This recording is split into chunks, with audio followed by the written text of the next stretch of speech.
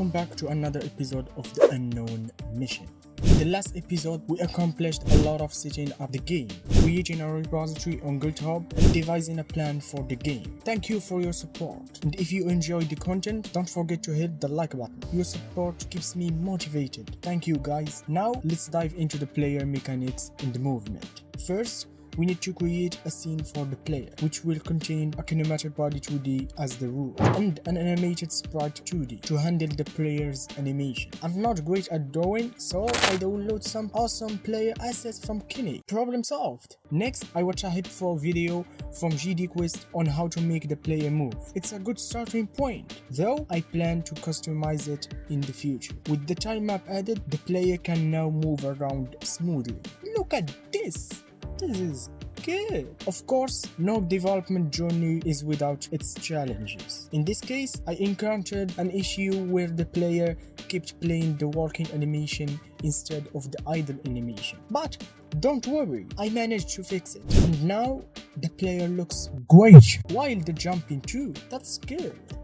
That's so much better. Speaking of which, when the player moves left, he is still facing right, which was a little off. To address this, I added some code to check the player's direction and flip the animated sprite horizontally.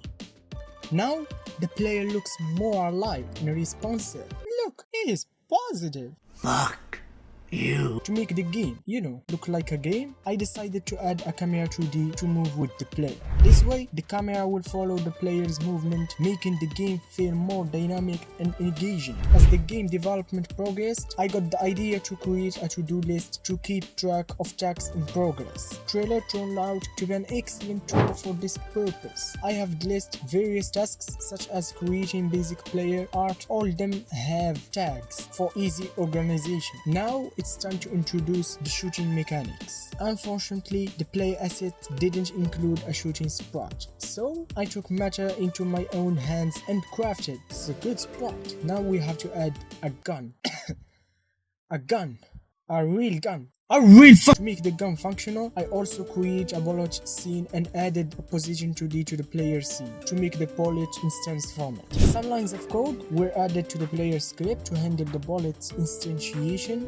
Et voila! We have a shooting mechanism that fires the bullets in the direction the player is facing. It feels like a badass action game. However, I faced a strange issue when I tried duplicating the player. I spent quite some time trying to fix it without success. Eventually, I realized it was the best to start from scratch with the shooting script, but I will tackle this off the camera to keep things smooth and efficient. While progress has been good, the game's look didn't quite match my imagination due to some lacking assets. So, in the next episode, I will focus on creating basic art for the background, time map, and the player. I believe this will bring the game closer to the vision I have in mind. Thanks for joining me on this game development journey.